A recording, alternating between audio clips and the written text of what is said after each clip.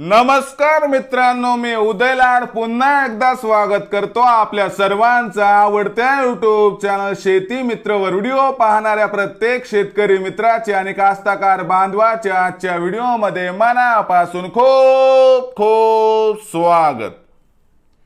मित्रांनो, thumbnail पाहितलं, title वाचलं, होय मित्रांनो, सामान्य सोयाबीन उत्पादक कास्तकार बांधवांचा सर्वात महत्त्वाचा सवाल काय ब्राझील मुळे आता देशांतर्गत बाजारात सोयाबीनच्या भावात येणारी तेजी अखेर संपली। होय मित्रांनो, हा सध्याच्या कंडिशनचा सर्वात महत्त्वाचा सवाल आहे। काय ब्राझील मुळे आता देशांतर्गत बाजारात सोयाबीनच्या बाजारभावात येणारी तेजी अखेर संपली?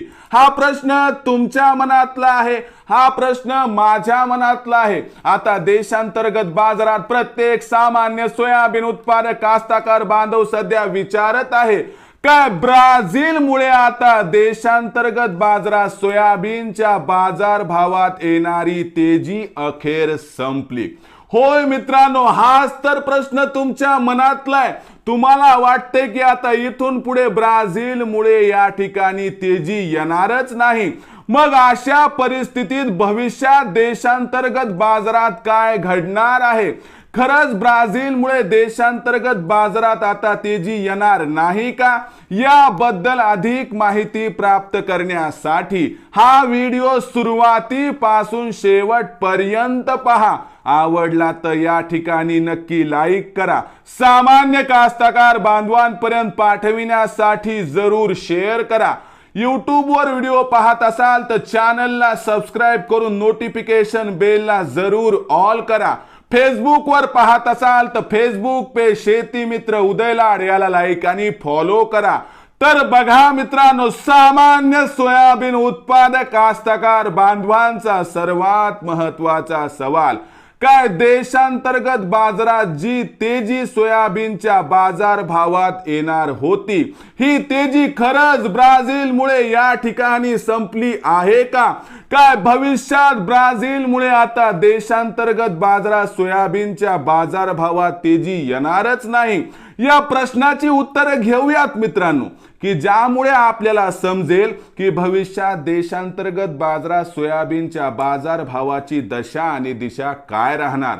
सध्याच्या कंडिशनला जर आपण बघितलं तर खरे मित्रांनो तुमचं की मागच्या 10 ते 12 दिवसांमध्ये देशांतर्गत बाजारात सोयाबीनच्या बाजारभावात तब्बल 300 ते 400 रुपयाची घसरण झाली आहे।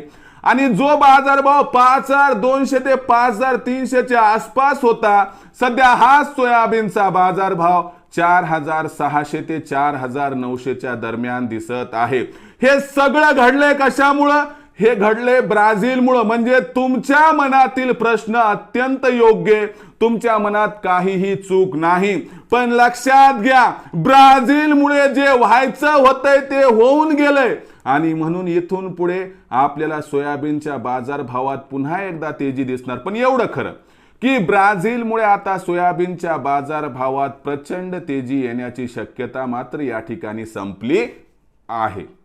म्हणजे भविष्याचा जर विचार केला तर देशांतर्गत बाजारात आता सोयाबीनचा बाजारभाव 6000 पार जाण्याची शक्यता सोडून द्या।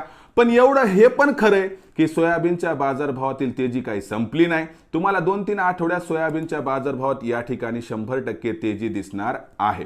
मग ब्राझीलमुळे सोयाबीनच्या बाजारभावातील तेजी संपली का? या प्रश्नाचं उत्तर आहे, ब्राझीलमुळे सोयाबीनच्या भावातील प्रचंड तेजी येण्याची शक्यता संपली, पण तेजीची शक्यता आणखीन संपलेली नाही। म्हणून सोयाबीनचा बाजारभाव फार लवकर तुम्हाला 5000 च्या वर जाताना दिसेल। तिथं बाजारभाव गेला की थांबू नका। 25% सोयाबीनची विक्री करा। शिल्लक असणारं सोयाबीन येणाऱ्या तेजीसाठी रोखून ठेवा, ज्यामुळे होईल आपल्या सर्वांना या ठिकाणी 100% फायदा। मग भविष्यात देशांतर्गत बाजारात काय राहणार सोयाबीनचा बाजारभाव, याबद्दल अधिक माहिती प्राप्त करण्यासाठी पाहत रहा आवडतं YouTube चॅनल शेती मित्र। आवडला असणारा हा व्हिडिओ तात्काळ लाईक करा। सामान्य कास्तकार बांधवांपर्यंत पाठवण्यासाठी शेअर करा। YouTube वर व्हिडिओ पाहत असाल तर चॅनलला सबस्क्राइब करून नोटिफिकेशन बेलला ऑल करा। फेसबुक वर पाहत असाल तर फेसबुक पेज शेती मित्र उदय लाड्याला लाईक आणि फॉलो करा। तर मित्रांनो, अशाच एका नवीन व्हिडिओसह मी आपला मित्र उदय लाड आपल्या सर्वांच्या आवडत्या YouTube चॅनल शेती मित्रवर मिळत राहील। तोपर्यंत माझ्या प्रत्येक शेतकरी मित्राचे आणि कास्तकार बांधवाचे आजच्या व्हिडिओमध्ये मनापासून खूप खूप आभार।